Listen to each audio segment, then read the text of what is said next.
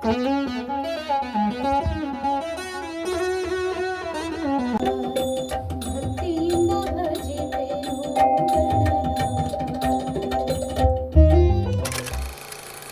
ಬಿಡುವಿನ ಸಮಯದಲ್ಲಿ Krithika Kuteera YouTube channel ನೋಡ್ತಾ ಇರುವಂತಹ ಎಲ್ಲರಿಗೂ ಕೃತಿಕಾ ಕಡೆಯಿಂದ ನಮಸ್ಕಾರ.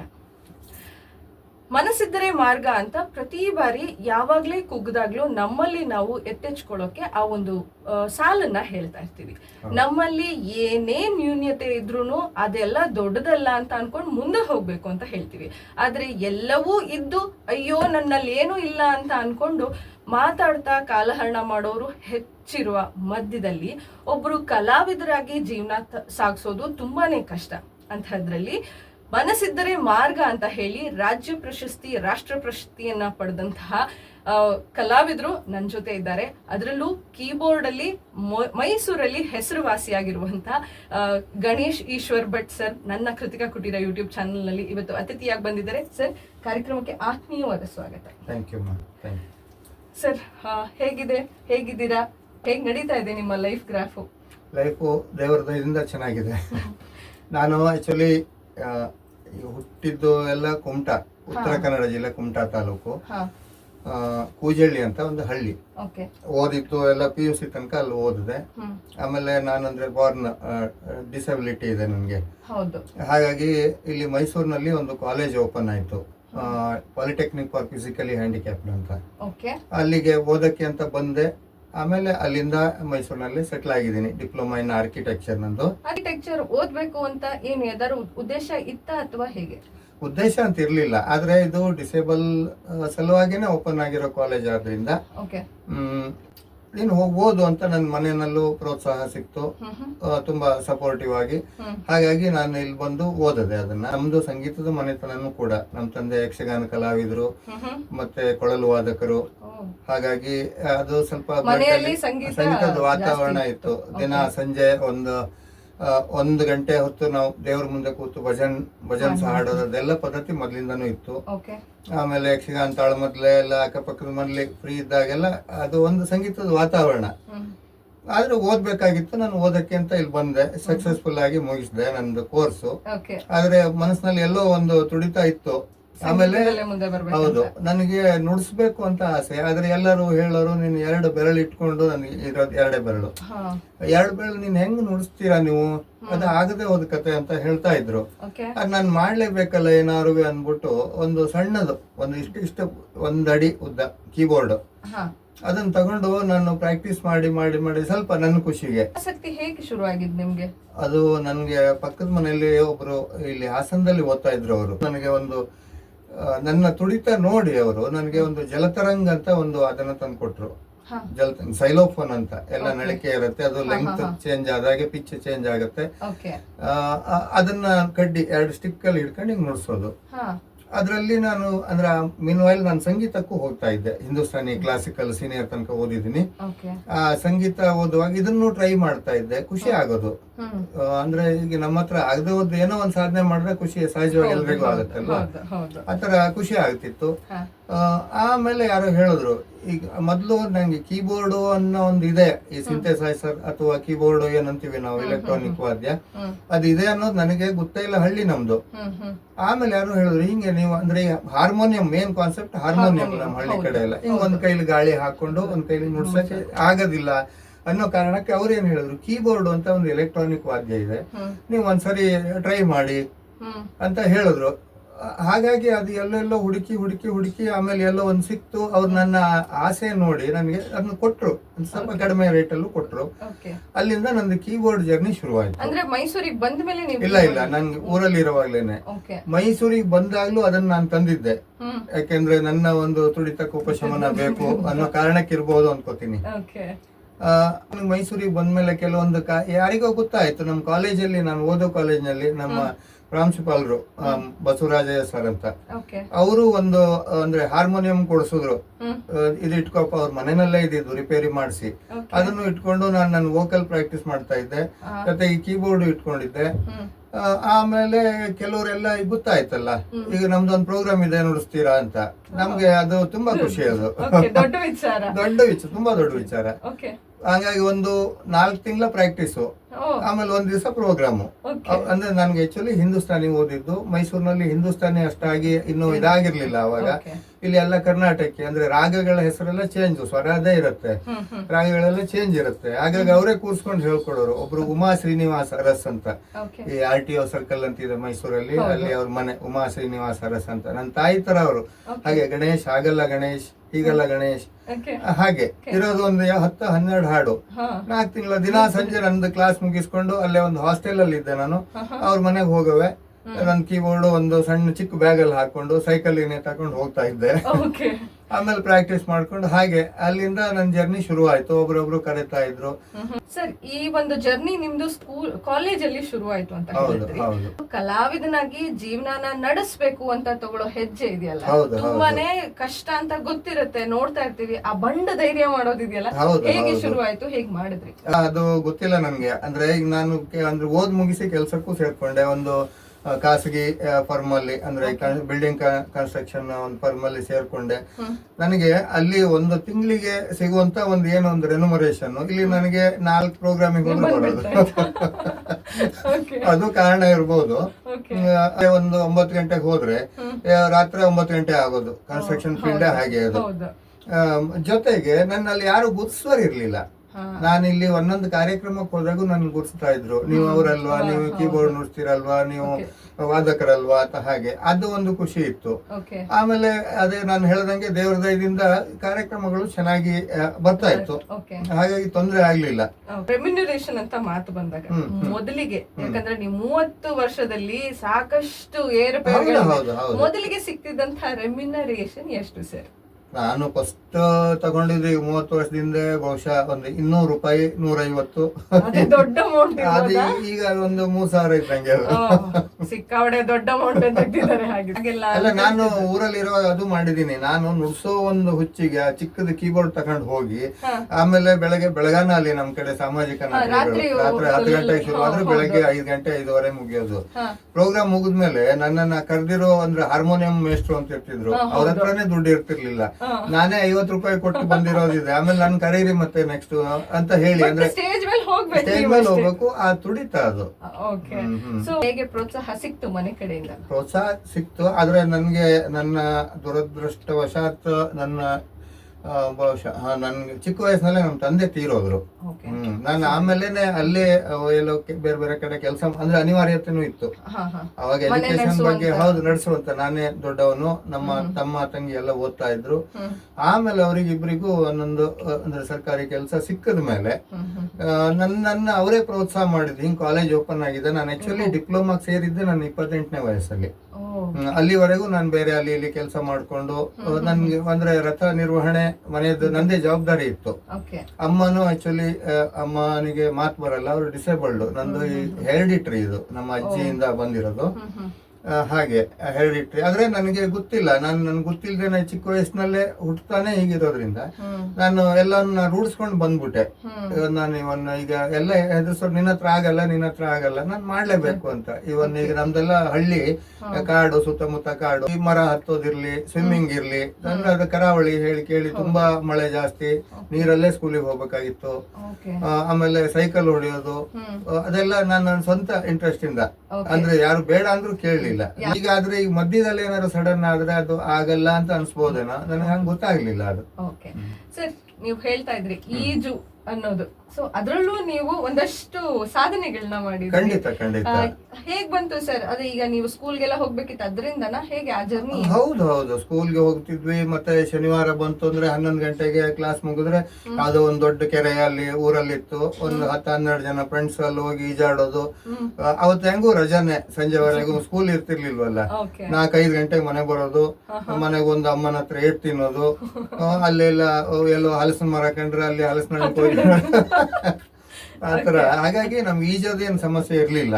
ಅಂದ್ರೆ ಟೆಕ್ನಿಕಲ್ ಆಗಿ ಅಲ್ದೆ ಹೋದ್ರು ತುಂಬಾ ಚೆನ್ನಾಗಿ ಈಜಾಡ್ತಿದ್ವಿ. ಅಲ್ಲೇ ಕೆಲವೊಂದು ಆಟಗಳು ನೀರೊಳಗೇನೆ. ಮೈಸೂರಿಗೆ ಬಂದ್ಮೇಲೆ ಇಲ್ಲಿ ಒಂದು ಈಜುಕೊಳ ಇದೆ ಅಂತ ಗೊತ್ತಾಯ್ತು, ಸರಸ್ವತಿಪುರಂ. ಹೌದು, ಅಲ್ಲಿ ಹೋಗಿ ಅಲ್ಲಿ ಜಾಯಿನ್ ಆದೆ. ಮೀನ್ ವೈಲ್ ಕೆಲವು ಕಾಂಪಿಟೇಷನ್ಸ್, ಈಗ ಬೆಂಗಳೂರು ಎಲ್ಲ ಸ್ಟೇಟ್ ಲೆವೆಲ್ ಎಲ್ಲ ಇರ್ತಾ ಇತ್ತು. ಆಮೇಲೆ ನ್ಯಾಷನಲ್ ಲೆವೆಲ್ದು, ಇಂಟರ್ನ್ಯಾಷನಲ್ ಲೆವೆಲ್ದು ಹೋಗಿದ್ದೀನಿ. ಶ್ರೀಲಂಕಾ, ನೇಪಾಳ, ಮಲೇಷಿಯಾ, ಹೀಗೆ ಸುಮಾರು ಒಂದು ದೇಶಗಳಿಗೆ ಹೋಗಿದ್ದೀನಿ ಸ್ವಿಮ್ಮಿಂಗ್ ಅಲ್ಲಿ. ಅಂದ್ರೆ ಪ್ರೈಸ್ ತಗೊಂಡಿದ್ದೀನಿ. ನಮ್ದು ಪ್ಯಾರಾ ಅಂತ ಒಂದು ಪ್ಯಾರಾ ಗೇಮ್ಸ್ ಅಂತ ಇರುತ್ತೆ. ಹೌದು. ಅದರಲ್ಲಿ ಅಂದ್ರೆ ಎಲ್ಲ ಡಿಸೇಬಲ್ಡ್ ಇರ್ತಾರೆ, ಓಕೆ. ಅಲ್ಲಿ ಕಾಂಪಿಟೇಷನ್ ಇರುತ್ತೆ, ಅದು ಟಫ್ ಆಗಿರುತ್ತೆ. ಹಾಗೆ ಎಲ್ಲರೂ ಸಾಧಕರೇ ಅದು ಬರೋದು. ಯಾವ ಮಟ್ಟದ ಅದು ಇಂಟರ್ನ್ಯಾಷನಲ್ ಒಂದು ಅಂದ್ರೆ ಒಂದು ಆರ್ಗನೈಸೇಷನ್ ಇದೆ, ಅವರು ನ್ಯಾಷನಲ್, ಸ್ಟೇಟ್, ಇಂಟರ್ನ್ಯಾಷನಲ್ ಎಲ್ಲ ಮಾಡ್ತಾ ಇರ್ತಾರೆ. ಓಕೆ. ಹಾಗಾಗಿ ಅದರಲ್ಲಿ ನಾನು ಅಂದ್ರೆ ಇಲ್ಲಿ ಸೆಲೆಕ್ಟ್ ಆಗಿದ್ದೆ, ಅಂದ್ರೆ ಸ್ಟೇಟ್ ಲೆವೆಲ್ ಅಲ್ಲಿ. ಈ ಬೆಂಗಳೂರಿನಲ್ಲಿ ಇತ್ತು ಸೆಲೆಕ್ಷನ್, ಅಲ್ಲಿ ಸೆಲೆಕ್ಟ್ ಆಗಿದ್ದೆ. ಹಾಗಾಗಿ ಅಲ್ಲಿ ಹೋಗಿ ಒಂದ್ ಕಡೆ ನನಗೆ ಈಗ ಅಂದ್ರೆ 6 ವರ್ಷ 8 ವರ್ಷ ಆಯ್ತು ಅದು. ಇದರಲ್ಲಿ ಮಲೇಷಿಯಾದಲ್ಲಿ ಗೋಲ್ಡ್ ಅಂದ್ರೆ ಇದು ಬಂತು ನನಗೆ. ಒಂದು 11 ಜನ ಕಾಂಪಿಟೇಟರ್ಸ್ ಇದ್ರು. ಆಮೇಲೆ ಶ್ರೀಲಂಕಾದಲ್ಲೂ ಅಷ್ಟೇ ಒಂದ್ ಕಡೆ ಒಂದು ಗೋಲ್ಡ್, ಒಂದು ಇದು ಬೆಳ್ಳಿ ಪದಕ, ಒಂದು ಗೋಲ್ಡ್ ಆಯ್ತು. ಅಂದ್ರೆ ಅಲ್ಲಿ ಬೇರೆ ಬೇರೆ ಟೈಪ್ ಇರುತ್ತೆ, ಹಾಗೆ 4 ಸ್ಟ್ರೋಕ್, ಬ್ಯಾಕ್ ಸ್ಟ್ರೋಕ್ ಹಾಗೆಲ್ಲ ಇರುತ್ತೆ, ಬಟರ್ಫ್ಲೈ ಅಂತೆಲ್ಲ ಬೇರೆ ಬೇರೆ ಒಂದು ಇದಿರುತ್ತೆ. ಹೌದು ಹಾಗೆ. ಆಮೇಲೆ ಇದ್ರಲ್ಲೂ ನೇಪಾಳದಲ್ಲೂ ಅಷ್ಟೇನೆ 2 ಪ್ರೈಸ್ ಬಂತು. ನೀವು ಸ್ವಿಮ್ಮಿಂಗ್ ಈ ತರ ಕಾಂಪಿಟೇಷನ್ಗೆಲ್ಲ ಹೋಗಿದ್ದು ಅಚಾನಕ್ ಆಗ ಅಥವಾ ಹೇಗೆ ಗೊತ್ತಿತ್ತ ಮುಂಚೆನೆ ಹೋಗ್ಬೇಕು ಅನ್ನೋದು ಇರ್ಲಿಲ್ಲ. ಆದ್ರೆ ನಾನು ಈಗ್ತೀನಿ ಅನ್ನೋದು ನಮ್ದೊಂದು ಅಸೋಸಿಯೇಷನ್ ಇದೆ ಈಗ, ಡಿಸೇಬಲ್ಡ್ ಅದು. ಅದರಲ್ಲಿ ಎಲ್ಲ ನಾವು ಅವಾಗ ಸೇರ್ತೀವಿ. ಕೆಲವು ಇಲ್ಲಿ ಇದೆಲ್ಲ ನಡೆಯುತ್ತೆ, ಇಲ್ಲಿ ಟೂರ್ನಮೆಂಟ್ ಗಳು ಬೇರೆ ಬೇರೆ ನಡೆಯುತ್ತೆ. ನಂದು ಸ್ವಿಮ್ಮಿಂಗ್ ಆದ್ರಿಂದ ಅವ್ರಿಗೆ ಗೊತ್ತಿತ್ತಲ್ಲ, ಅದು ಅಂದ್ರೆ ಆಡ್ ಕೊಡ್ತಾರೆ ಅವರು, ಹೀಗಿದೆ ಭಾಗವಹಿಸೋರು ಇದ್ ಮಾಡ್ಬೇಕು, ಸೆಲೆಕ್ಷನ್ ಇರುತ್ತೆ ಅಂತ. ಹಾಗೆ ಅದು ನನಗೆ ಹೇಳಿದಾಗ ನಾನು ಕ್ಯೂರಿಯಾಸಿಟಿ ಸುಮ್ನೆ ಹೋಗೋಣ ಅನ್ನೋದಕ್ಕೆ ಹೋದೆ. ಆದ್ರೆ ನನಗೆ ಅದೇ ಮೊದ್ಲಿಂದನೂ ಅದೇ ಒಂದು ಇದು ಇದ್ದಿದ್ರಿಂದ ಆಯ್ತು, ಅದು ಸಕ್ಸಸ್ ಆಯ್ತು. ಅದು 3ಕ್ಕಿಂತ ಹೆಚ್ಚು ಆಡಿಯೋಗಳನ್ನ ಮ್ಯೂಸಿಕ್ ನೆಲ್ಲ ಕೊಟ್ಟು ಕಂಪ್ಲೀಟ್. ಆ ಟೈಮ್ ಅಲ್ಲಿ ಕ್ಯಾಸೆಟ್ ಬಿಟ್ರೆ ಸಿಡಿ ಹಿಟ್ ಆಗಿದ್ದು ಸೂಪರ್ ಡೂಪರ್. ಕ್ಯಾಸೆಟ್ ನೆನಪೇ ಆಗ್ಲಿಲ್ಲ, ಆ ರೇಂಜ್ ಅದು ಕ್ಯಾಸೆಟ್. ಆವಾಗ ಅದ್ರ ಕ್ಯಾಸೆಟ್ ಕಾಲ ಮುಗಿದಿತ್ತು, ಸಿಡಿ ಆಗ್ಲೇ ನೀವು 100ಕ್ಕಿಂತ ಹೆಚ್ಚು ಮಾಡಿದ್ರು. ಹೇಗೆ ಅಂದ್ರೆ ಸಾಂಗ್ ಮಾಡೋರು ನನ್ನನ್ನ ಸ್ಟುಡಿಯೋ ಕರೆಯೋರು. ಈಗ ಬೆಂಗಳೂರಿನಲ್ಲಿ ಈಗ ಉದಾಹರಣೆಗೆ ಇದು ಓಂಕಾರ ಸ್ಟುಡಿಯೋ, ಜಯಂಕಾರ ಸ್ಟುಡಿಯೋ, ಸುಮಾರು ಸ್ಟುಡಿಯೋಗಳಿವೆ. ಅಲ್ಲೆಲ್ಲ ನನ್ನ ಕರ್ಕೊಂಡು ಹೋಗಿ ನನ್ನ ಅಂದ್ರೆ ಕೀಬೋರ್ಡಿಗೆ ಬಳಸ್ಕೊಳ್ಳೋರು. ಆಮೇಲೆ ನನ್ಗೆ ಅವಾಗ ನಂದೇ ಆದ ಒಂದು ಸ್ಟುಡಿಯೋ ಇರ್ಲಿಲ್ಲ. ನಾನು ಆಮೇಲೆ ಸುಮ್ನೆ ಸಣ್ಣದಾಗೆ ಮಾಡ್ಕೊಂಡೆ. ಈಗಲೂ ಸಣ್ಣದೇ ತುಂಬಾ ನೋಡ್ತಿದಿರಲ್ಲ, ಇದು ತುಂಬಾ ಅಂದ್ರೆ ದೊಡ್ಡದೇನಲ್ಲ.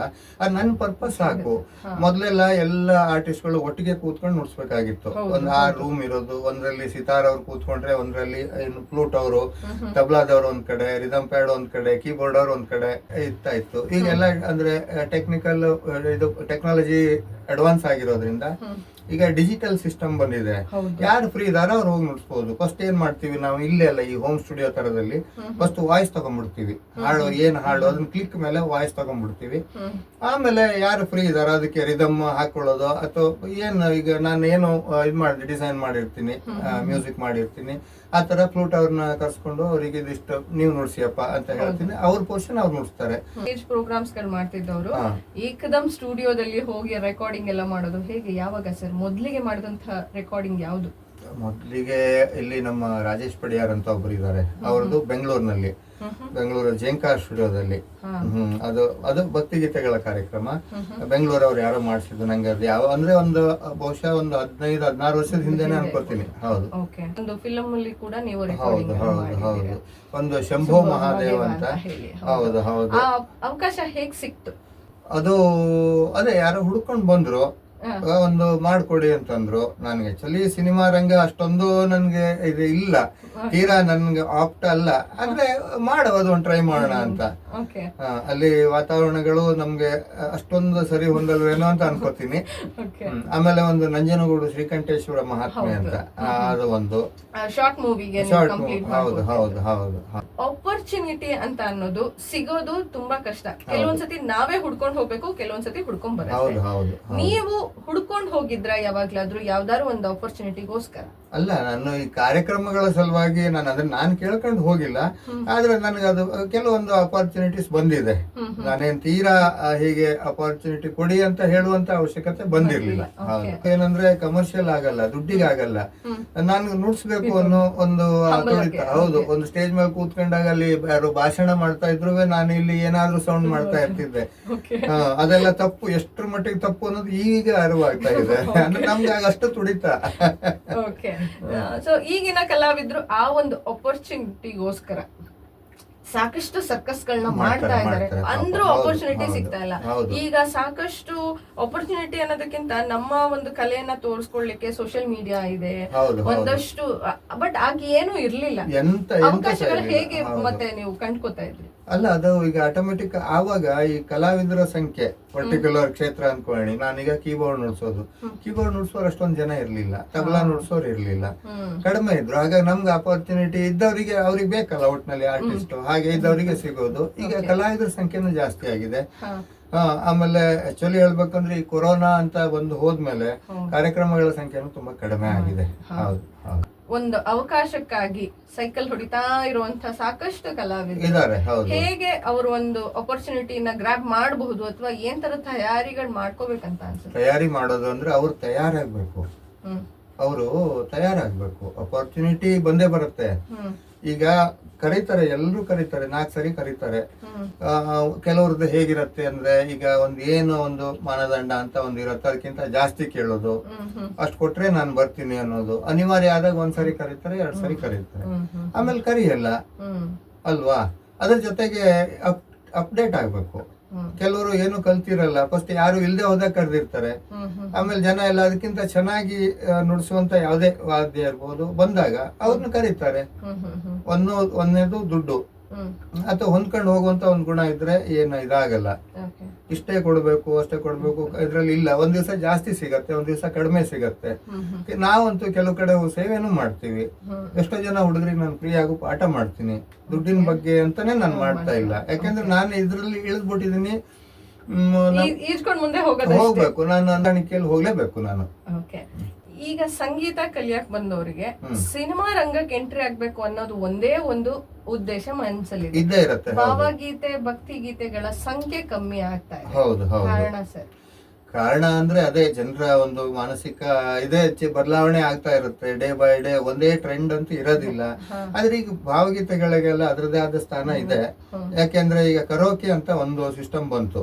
ಈಗ ಸಿನಿಮಾ ಹಾಡುಗಳು ಮೊದಲು ಎಲ್ಲ ನುಡಿಸ್ಬಿಟ್ಟು ಎಲ್ಲ ಕೂತ್ಕೊಂಡು ಒಟ್ಟಿಗೆ ನುಡಿಸ್ತಿದ್ರು ವಾದ್ಯ, ನೈಜವಾದ ವಾದ್ಯಗಳು. ಇವಾಗ ಆ ತರ ಇಲ್ಲ. ರೆಡಿಮೇಡ್ ಟ್ರ್ಯಾಕ್ ಅಂತ ಏನ್ ಹೇಳ್ತೀವಿ ಅದನ್ನ ಹಾಕೊಂಡು ಹಾಡ್ತಾರೆ.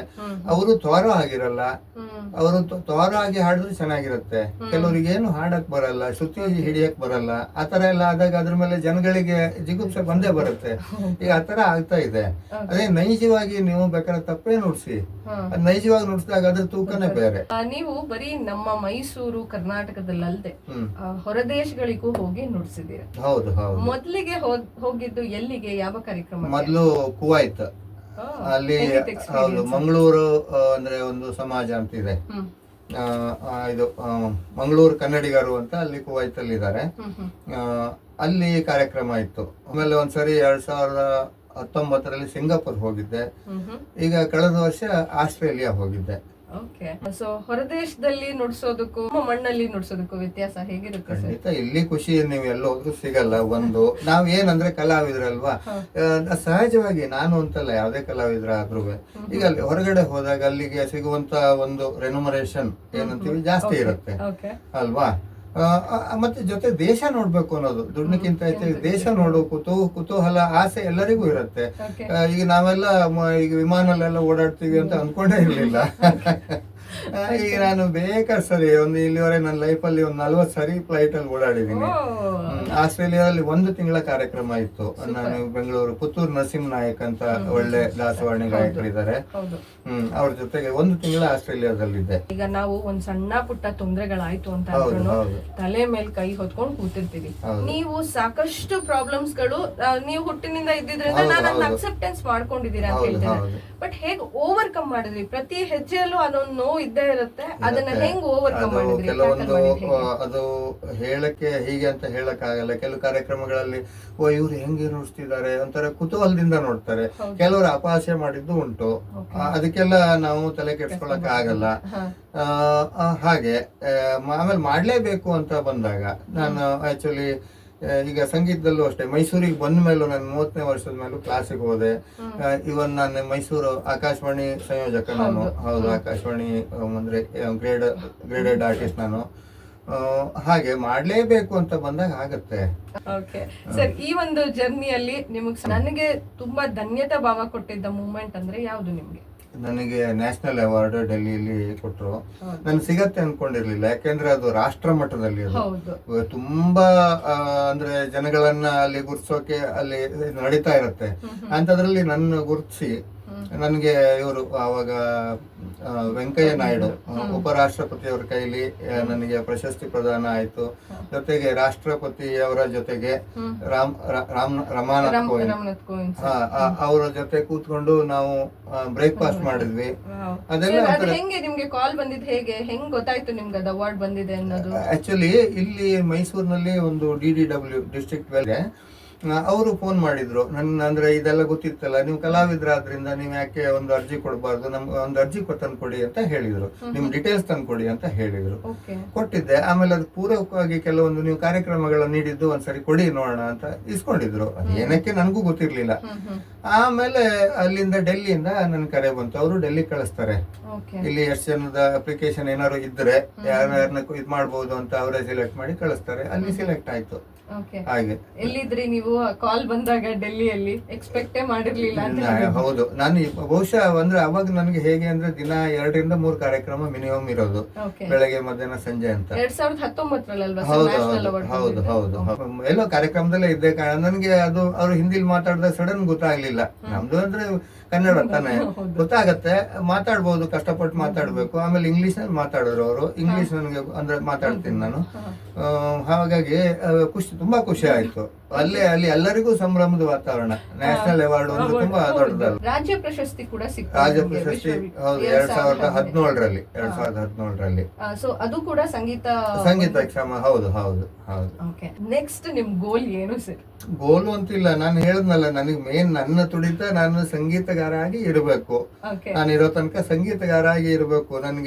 ನಾನು ಈವನ್ ಅದ್ರಲ್ಲಿ ದುಡ್ತದ ಬಗ್ಗೆ ನಾನು ಇದ್ ಮಾಡಲ್ಲ. ಆಕ್ಚುಲಿ ಕೆಲವೊಂದೆಲ್ಲ ಹೇಳ್ಬಾರ್ದು. ನಾನೇ ಎಷ್ಟೋ ಜನರಿಗೆ ಹುಡುಗರಿಗೆ ಓದಿಸಕ್ಕೆ ನಾನು ಹೆಲ್ಪ್ ಮಾಡ್ತೀನಿ. ನನಗೆ ಅದು ಖುಷಿ. ಅದು ನಾನು ಈವನ್ ಈಗ ಈ ವರ್ಷದವರೆಗೂ 4 ವರ್ಷದಿಂದ ಯಾರೋ ಒಬ್ರು ನಮ್ಮಲ್ಲೇ ಎದ್ಕೊಂಡು ಓದಿ ಈ ಮಾಸ್ಟರ್ ಮ್ಯೂಸಿಕ್ ಮಾಡಿ ಈಗ ಕೆಲ್ಸಕ್ಕೂ ಸೇರ್ಕೊಂಡಿದ್ದಾರೆ. ಈಗ ಸಂಗೀತ ಜರ್ನಿಯಲ್ಲೇ ನಾವು ಓದ್ತಾ ಇದ್ರೆ ಎಲ್ಲಿ ಎಲ್ಲ ಕೆಲಸ ಸಿಗುವಂತ ಅವಕಾಶಗಳು ಇರುತ್ತೆ? ಸಂಗೀತದಲ್ಲಿ ನ್ಯಾಷನಲ್ ಲೆವೆಲ್ ಅಲ್ಲಿ ಗುರ್ಸ್ಕೊಂಡ್ರೆ ರೈಲ್ವೆ ಡಿಪಾರ್ಟ್ಮೆಂಟ್ ಅಲ್ಲಿ ಕರೆದು ಕೆಲಸ ಕೊಡ್ತಾರೆ, ಕಾಲ್ ಫಾರ್ ಮಾಡಿದಾಗ. ಅದೊಂದು ಇದೆ. ಆಮೇಲೆ ಮಾಮೂಲಿ ಕೆಲವು ಸ್ಕೂಲ್ ಕಾಲೇಜ್ಗಳಲ್ಲಿ ಈಗೆಲ್ಲ ಕಂಪಲ್ಸರಿ ಸಂಗೀತ ಟೀಚರ್ಗಳು ಬೇಕು ಅಂತ ಇದ್ ಮಾಡ್ತಾರೆ, ಅಲ್ಲೂ ಅವಕಾಶ ಇರುತ್ತೆ. ಜೊತೆಗೆ ಸರಿಯಾಗಿ ಈಗ ನಮ್ಗೆ ಈಗ ಭಾವಗೀತೆಗಳು ಅಥವಾ ಸಿನಿಮಾ ಹಾಡುಗಳೇ ಇರ್ಬೋದು, ಪಕ್ಕ ಚೆನ್ನಾಗಿ ಕಲ್ತ್ಕೊಂಡಲ್ಲಿ ಒಂದಿಷ್ಟು ಜನರಿಗೆ ಕ್ಲಾಸ್ ಮಾಡ್ಬೋದು. ಜೊತೆಗೆ ಕಾರ್ಯಕ್ರಮಗಳು ನಡೀತಾ ಇರುತ್ತೆ, ಕಾರ್ಯಕ್ರಮದಲ್ಲಿ ಹೋಗಿ ಹಾಡ್ಬೋದು. ಅಲ್ಲೂ ಅವರಿಗೆ ಒಂದು ಜೀವನಕ್ಕೆ ಹೆಲ್ಪ್ ಆಗುವಂತ ಒಂದಿಷ್ಟು ಅಮೌಂಟ್ ಅಲ್ಲೂ ಬರುತ್ತೆ. ಚೆನ್ನಾಗಿ ಅದಕ್ಕೆ ಹೇಳೋದು, ತ್ವರ ಆಗಿ ರೆಡಿ ಆದ್ರೆ ಏನು ತೊಂದರೆ ಇಲ್ಲ, ಸಂಗೀತದಲ್ಲೂ ಆರಾಮ್ಸೆ ಜೀವನ ಮಾಡ್ಬೋದು. 3,000-5,000 ತನಕ ಹೋಗಿದೆ ನಿಮ್ಮ ಕಾರ್ಯಕ್ರಮಗಳ ಪರ್ಫಾರ್ಮೆನ್ಸ್. ನೀವು ಸಾಕಷ್ಟು ಕಲಾವಿದರ ಜೊತೆ ಪ್ರೋಗ್ರಾಮ್ಗಳು ಮಾಡಿದ್ದೀರಾ, ಉನ್ನತ ಕಲಾವಿದರು. ಹೌದು, ಅದು ನನ್ನ ಒಂದು ನಿಜವಾಗ್ಲೂ ನನ್ನ ಸೌಭಾಗ್ಯನೇ ಅದು. ಯಾಕೆಂದ್ರೆ ನಾನು ಅಂತವ್ರ ಜೊತೆಗೆಲ್ಲ ಅವರಿಗೆ ವಾದ್ಯ ಸಹಕಾರ ಕೊಡ್ತೀನಿ ಅಂತ ಅನ್ಕೊಂಡೇ ಇಲ್ಲ. ಈ ಪುತ್ತೂರು ನರಸಿಂಹ ನಾಯ್ಕರು, ವಿದ್ಯಾಭೂಷಣ ಸ್ವಾಮೀಜಿ ಅವರು, ಶಂಕರ್ ಶಾನ್ಭಾಗ್ ಅವರು, ಸಂಗೀತಾ ಕಟ್ಟಿ ಅವರು, MD ಪಲ್ಲವಿ ಅವರು, ಒಬ್ರಿಗಿಂತ ಒಬ್ಬರು ದೊಡ್ಡ ಇದು. ಈವನ್ C ಅಶ್ವಥ್ ಇರುವಾಗ ಅವರಿಗೂ ಸಹ ನಾನು ಅಂದ್ರೆ ವಾದ್ಯ ಸಹಕಾರ ಕೊಟ್ಟಿದ್ದೇನೆ. ಸರ್, ಅವ್ರ ಜೊತೆ ಇದ್ದಾಗ ಒಂದು ವೈಬ್ರೇಷನ್ ಸಿಕ್ಕಾಪಟ್ಟೆ ಸ್ಟ್ರಾಂಗ್ ಆಗಿರುತ್ತೆ. ವೈಬ್ರೇಷನ್ ಗಿಂತ ಭಯ ಇರುತ್ತೆ. ಅಶ್ವಥ್ ಅವ್ರದಂತೂ ಅಂದ್ರೆ ಪಾಪ ಅಷ್ಟೇ ಅವರು ಅಂದ್ರೆ ಆ ಒಂದು ಸಾಧಕರು, ಆ ಮಟ್ಟದ ಸಾಧಕರು ಅವರು. ಯಾಕಂದ್ರೆ ನಾವು ಸ್ಟೇಜ್ ಮೇಲೆ ನೋಡಿರ್ತೀವಿ, ಅವ್ರು ಬಂದ್ರೆ ಪವರ್ಫುಲ್ ಆಗಿರುತ್ತೆ, ಪವರ್ ಪ್ಯಾಕ್ ಆಗಿರುತ್ತೆ. ನೀವು ಜೊತೆಲಿ ವರ್ಕ್ ಮಾಡಿದ್ದೀರಾ, ಸೊ ಅವ್ರ ಬಗ್ಗೆ ಕೇಳಲೇಬೇಕು. ಖಂಡಿತ, ಅಂದ್ರೆ ಭಯ ಆಗ್ತಾ ಇರುತ್ತೆ. ಅಷ್ಟೇ ಒಳ್ಳೆ ಜನ, ಅಷ್ಟೇ ತುಂಬಾ ಒಂದು ವೆಲ್ ಹಾರ್ಟೆಡ್ ಅವರು. ಸೊ ಯಾವ್ದಾದ್ರು ಒಂದು ಮೂಮೆಂಟ್ ಶೇರ್ ಮಾಡ್ತೀರಾ? ನಾನು ಇಲ್ಲಿ ಇನ್ಫೋಸಿಸ್ ಅಲ್ಲಿ ಒಂದು ಅಶ್ವಥ್ ಸರ್ ಬಂದಿದ್ರು, C ಅಶ್ವಥ್ ಅವರು. ಆವಾಗ ನನಗೆ ಕೀಬೋರ್ಡ್ ಹೇಳಿದ್ರು, ಹೋಗಿದ್ದೆ ನಾನು. ಒಬ್ರು ತಬಲಾದವ್ರು ಬಂದಿದ್ದಾರೆ, ಅವ್ರ ಹೆಸರು ಬೇಡ ಪಾಪ. ಅವರು ಫಸ್ಟ್ ಆಯ್ತು ಅಂದ್ರು, ಆಮೇಲೆ ಅಲ್ಲಿ ಹತ್ರ ಹೋಗ್ತಿದ್ದಂಗೆ ನಡುಗ್ತಾ ಇದ್ದಾರೆ. ಯಾಕೆ, ಏನಾಯ್ತಂದ್ರೆ ಏನೂ ಇಲ್ಲ ಆಮೇಲೆ ಅವರು ಹಾಡಕ್ ಶುರು ಮಾಡಿದ್ರು. ಪಾಪ ಅವರು ತುಂಬಾ ನರ್ವಸ್ ಆಗ್ಬಿಟ್ರು. ಅವರೇ ಧೈರ್ಯ ತುಂಬಿ, ಏನಿಲ್ಲ, ನೀವ್ ಹೆಂಗ್ ನುಡ್ಸ್ತೀರೋ ನಾನು ಹಂಗ ಆಡ್ತೀನಪ್ಪ. ನಾನು ಆಡ್ತೀನಿ, ನೀವು ಹೆಂಗ್ ನುಡ್ಸ್ತೀರೋ ನಾನು ಹಂಗೆ ಅವರೇ ಅನುಸರಿಸ್ಕೊಂಡು ಹೋದ್ರು. ಆ ತರ ಮೂಮೆಂಟ್ ಗಳೆಲ್ಲ ತುಂಬಾ ಇದು. ಆಮೇಲೆ ನರಸಿಂಹ ನಾಯ್ಕರು ಅಷ್ಟೇ ನನ್ನನ್ನ ತುಂಬಾ ಬೆಳೆಸಿದ್ದಾರೆ. ಎಲ್ಲೇ ಇದು ಗಣೇಶ್ ಭಟ್ರೆ ಬನ್ನಿ ಅಂತ ಹೇಳಿ. ಈಗ ಲಾಸ್ಟ್ ಟೈಮ್ ಆಸ್ಟ್ರೇಲಿಯಾಕ್ಕೆ ಅವ್ರ ಜೊತೆನೆ ಹೋಗಿದ್ದೆ. ತುಂಬಾ ದೂರ ಮೊದ್ಲೆಲ್ಲ ಎಲ್ಲಿ ಹೊರಗಡೆ ಎಲ್ಲ ದೇವಸ್ಥಾನಗಳು, ರಾಯರ ಮಠ ತಮಿಳ್ನಾಡಲ್ಲಿ, ಈ ಕಡೆ ಬಾಗಲಕೋಟೆ, ಇದು ಧಾರವಾಡ, ಹುಬ್ಬಳ್ಳಿ ಎಲ್ಲ ಅವ್ರ ಜೊತೆಗೆ ಆಲ್ ಇಂಡಿಯಾ ಟೂರೇನೆ ಅದು. ಆಮೇಲೆ MD ಪಲ್ಲವಿ ಮೇಡಮು, ಸಂಗೀತ ಕಟ್ಟಿ ಅವರು ತುಂಬಾ ಕಾರ್ಯಕ್ರಮಗಳಿಗೆ, ರತ್ನಮಾಲಾ ಪ್ರಕಾಶ್ ಅವ್ರ ಕಾರ್ಯಕ್ರಮ ಎಲ್ಲ ನೋಡ್ಸಿದ್ದೀನಿ. ಆಮೇಲೆ ರೆಗ್ಯುಲರ್ ಆಗಿ ಇದಕ್ಕೆ ಚಂದನ ವಾಹಿನಿಯಲ್ಲಿ ನಂದು ಕಾರ್ಯಕ್ರಮ ಇರ್ತಿತ್ತು, ಅಲ್ಲೂ ತುಂಬಾ ಕಾರ್ಯಕ್ರಮಗಳು ನೀಡಿದ್ದೀನಿ. ಆಮೇಲೆ ನನಗೆ ಸಲಹೆಗೆಲ್ಲ ತುಂಬಾ ಸಲಹೆಗಳು, ಒಳ್ಳೊಳ್ಳೆ ಸಲಹೆಗಳು ಹೀಗೆ ಅಂತ ನಮ್ಮ NS ಪ್ರಸಾದ್ ಸರ್, ಅವರು ಪ್ರಖ್ಯಾತ ಮ್ಯಾಂಡೋಲಿನ್ ವಾದಕರು, ಅವರು ನನಗೆ ತುಂಬಾ ಪ್ರೋತ್ಸಾಹದ ನುಡಿಗಳು, ಹೀಗೆ ಇರ್ಬೇಕು, ಹೀಗೆ ಮಾಡ್ಬೇಕು ಎಲ್ಲ ತುಂಬಾ ಹೇಳಿದ್ದಾರೆ. ಒಟ್ನಲ್ಲಿ ನಾನು ಎಲ್ಲರಿಂದ ಬೆಳೆದಿದ್ದೀನಿ. ನಾನ್ ಬೆಳೆದೆ ಅನ್ನೋಕ್ಕಿಂತ ಎಲ್ಲರೂ ನನ್ನ ಬೆಳೆಸಿದ್ದಾರೆ ಅಷ್ಟೇ. ನಿಮ್ಮ ಫ್ಯಾಮಿಲಿ ಬಗ್ಗೆ ಹೇಳೋದಾದ್ರೆ ಆ ವಿಷಯದಲ್ಲಿ ನನ್ನಂತ ಪುಣ್ಯಾತ್ಮರೇ ಇಲ್ಲ ಅಂತೀನಿ. ಯಾಕೆಂದ್ರೆ ನಮ್ಮ ಶ್ರೀಮತಿ ವಾಣಿಶ್ರೀ ಅವರು ಅವರು ಕರ್ನಾಟಕ ಸಂಗೀತದಲ್ಲಿ ಸೀನಿಯರ್ ತನಕ ಮಾಡ್ಕೊಂಡಿದ್ದಾರೆ. ಕೆಲವು ಮಕ್ಕಳಿಗೆ ಈ ಹಾಡುಗಳನ್ನ ಸುಮ್ನೆ ಅವ್ರಿಗೆ ಯಾವ್ದೋ ಒಂದು ಕಾಂಪಿಟೇಷನ್ ಇದೆ ಅಂತ ಹೇಳಿದಾಗ, ಒಂದು ಹಾಡು ಹಾಡ್ಬೇಕು ಆಂಟಿ ಅಂದಾಗ, ಬಾಮ ಹೇಳ್ಕೊಡ್ತೀನಿ ಅಂತ ಹಾಡುಗಳನ್ನ ಹೇಳ್ಕೊಟ್ಟು, ಹಾಗೆ ನನಗೆ ತುಂಬಾ ಸಪೋರ್ಟಿವ್ ಆಗಿ.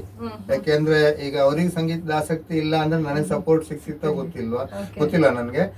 ನಾನು ಎಲ್ಲೇ ಬೆಳಗ್ಗೆ 4 ಗಂಟೆಗೆ ಹೋಗ್ಬೇಕು ಅಂದ್ರೆ ಅವ್ರು 3 ಗಂಟೆಗೆ ಎದ್ದು ನನಗೆ ರೆಡಿ ಮಾಡಿ, ಹೌದು ತಿಂಡಿ ಮಾಡ್ಬೇಕು, ಕಾಫಿ ಮಾಡ್ಬೇಕು, ಏನು ವ್ಯವಸ್ಥೆ ಮಾಡ್ಬೇಕು. ಅಥವಾ ನಾನು ಮಧ್ಯಾಹ್ನ ಲೇಟ್ ಆಗಿ ಮನೆಗೆ ಬಂದ್ರು ಕೂಡ 4 ಗಂಟೆಗೆ ಬಂದ್ರೆ ಅವರು ಊಟ ಮಾಡದೆ ಕೂತ್ಕೊಂಡು, ಹಾಗೆ ಅಷ್ಟು ಒಂದು ನನ್ನ ಜವಾಬ್ದಾರಿ ತಗೋತಾರೆ. Arrange marriage, love marriage? ನಮ್ದು ಲವ್ ವಿತ್ ಅರೇಂಜ್. ಲವ್ ಅಂದ್ರೆ ಮದುವೆ ಆಗಿದ್ ನಮ್ಮ ಊರಲ್ಲಿ, ನಂದು ಕುಮಟಾ, ಉತ್ತರ ಕನ್ನಡ ಜಿಲ್ಲೆ, ಹೇಳಿದೆ ನಾನಾಗ್ಲೇ. ಮದುವೆ ಆಗಿದ್ದು ಅಲ್ಲೇನೆ, ಲವ್ ಮಾಡಿದ್ದು ಇಲ್ಲಿ ಮೈಸೂರಿಗೆ ಬಂದು. ಈಗಿನ ಒಂದು ಸ್ಟೂಡೆಂಟ್ಸ್ ಗಳಿಗೆ ಅವ್ರಿಗೊಂದು ಟಿಪ್ಸ್ ಕೊಡ್ಬೇಕು ಅನ್ನೋದಾದ್ರೆ? ಟಿಪ್ಸ್ ಅಂದ್ರೆ ಸಾಧನೆ ಮಾಡಿ ದಯವಿಟ್ಟು. ಅಂದ್ರೆ ಅವಕಾಶ ಬಂದೇ ಬರುತ್ತೆ. ಹೊಸಬರು ಅಂದಾಗ ಈ ಸಹಜವಾಗಿ ಹೊಸಬರದ ಒಂದು ಇದೇನಿರುತ್ತೆ ಅಂದ್ರೆ ನನಗೆ ಅವಕಾಶ ಬೇಕಲ್ಲ, ಏನೇ ದುಡ್ಡಿನ ಬಗ್ಗೆ ತಲೆ ಕೆಡ್ಸ್ಕೊಳ್ದೆ ಮಾಡ್ತಾರೆ. ಆದ್ರೆ ಅವ್ರು ಚೆನ್ನಾಗ್ ಮಾಡಿದ್ರೆ ಎರಡನೇದಕ್ಕೆ ಜನ ಹುಡ್ಕ ಬಂದು ದುಡ್ಡು ಕೊಡ್ತಾರೆ. ಚೆನ್ನಾಗಿಲ್ಲ ಅಂದ್ರೆ ಅವ್ರನ್ನ ಮರ್ತು ಬಿಡ್ತಾರೆ. ಹಾಗಾಗಿ ನಾವು ತುಂಬಾ ಅಂದ್ರೆ ತ್ವರ ಆಗಿ ಒಂದು ಕೈ ಹಾಕೋದು ಒಳ್ಳೇದು. ಒಂದು ವಿಷಯದಲ್ಲಿ, ಸಂಗೀತ ವಿಷಯದಲ್ಲಿ ಆಗ್ಲಿ, ಯಾವುದೇ ವಿಷಯ ಆದ್ರೂ ಬಂತು, ಕಲ್ತ್ಕೊಂಡು ಇದ್ ಮಾಡ್ಬೇಕು. ಸರ್, ಇಷ್ಟೊತ್ತು ನನ್ನ ಒಂದು ಕೃತಿಕಾ ಕುಟೀರ ಯೂಟ್ಯೂಬ್ ಚಾನೆಲ್ ನಲ್ಲಿ ಮ್ಯೂಸಿಕಲ್ ಜರ್ನಿನ ಶೇರ್ ಮಾಡ್ಕೊಂಡ್ರಿ. Thank you so much. ಹೇಗೆ ಇಲ್ಲ, ತುಂಬಾ ಖುಷಿ ಆಯ್ತು. ಯಾಕೆಂದ್ರೆ ನನ್ನನ್ನು ಗುರ್ತಿಸಿ ನೀವು ನನಗೆ ಒಂದು ಅವಕಾಶ ಕೊಟ್ಟಿದ್ದೀರಾ ನಿಮ್ಮ ಒಂದು ಚಾನೆಲ್ ನಲ್ಲಿ ಮಾತಾಡಕ್ಕೆ, ಇಷ್ಟೊತ್ತು ನಿಮ್ಮೊಂದಿಗೆ ಕಳೆಯಕ್ಕೆ, ಅಥವಾ ನನಗೇನೋ ಒಂದು ಗೊತ್ತಿರೋ ಒಂದು 4 ಮಾತನ್ನ ನಾನು ಹೇಳ್ಕೊಳಕ್ಕೆ, ಎಕ್ಸ್ಪ್ರೆಷನ್ ಮಾಡಕ್ಕೆ ಅವಕಾಶ ಕೊಟ್ಟಿದ್ದಕ್ಕೆ ನಿಮ್ಮ ಚಾನೆಲ್ಗೂ ನಂದು ಹೃತ್ಪೂರ್ವಕ ಧನ್ಯವಾದಗಳು. Thank you. ತುಂಬಾ ದೊಡ್ಡ ಮಾತು ಹೇಳ್ಬಿಟ್ರೆ. ಮ್ಯೂಸಿಕಲ್ ಜರ್ನಿ ಅಂತ ಹೇಳ್ಬಹುದು. ಆಗಲ್ಲ ಅಂತ ಕೂತ್ರೆ ಖಂಡಿತ ಆಗಲ್ಲ. ಮಾಡ್ಬೇಕು ಅಂತ ಪಣ ತೊಟ್ರೆ ಇಲ್ಲಿ ಬೆಸ್ಟ್ ಎಕ್ಸಾಂಪಲ್ ಇದಾರೆ ಅಂತಾನೆ ಹೇಳ್ಬೋದು. ಬಹುಶಃ ಇಂಥ ಕಲಾವಿದರನ್ನ ನೋಡೆ ಅಂತ ಸಾಲುಗಳು ಹುಟ್ಟಿದೆ ಅಂತ ಅಂದ್ರೆ ತಪ್ಪಾಗಲ್ಲ. ಸೊ ಫಸ್ಟ್ ಟೈಮ್ ನಾನು ಕೃತಿಕಾ ಕುಟೀರ ಯೂಟ್ಯೂಬ್ ಚಾನೆಲ್ ನ ನೋಡ್ತಾ ಇದ್ರೆ ಪ್ಲೀಸ್ ಸಬ್ಸ್ಕ್ರೈಬ್ ಮಾಡಿ, ವಿಡಿಯೋಸ್ ಇಷ್ಟ ಆದ್ರೆ ಲೈಕ್ ಮಾಡಿ ಅಂತ ಹೇಳ್ತಾ, ಗಣೇಶ್ ಸರ್ ಜೊತೆ ಕೂತು ಇಷ್ಟೊತ್ತು ಮಾತಾಡಿದ್ ನಂಗಂತೂ ಖುಷಿ ಕೊಟ್ಟು, ಸಾಕಷ್ಟು ವಿಚಾರಗಳು ನಿಮಗೂ ತಿಳಿದಿದೆ ಅಂತ ಭಾವಿಸ್ತಾ ಮತ್ತೊಬ್ರು ಕಲಾವಿದರೊಂದಿಗೆ ನಿಮ್ಮ ಮುಂದೆ ಬರ್ತೀನಿ. Until then, Kritika is signing off. Namaskara.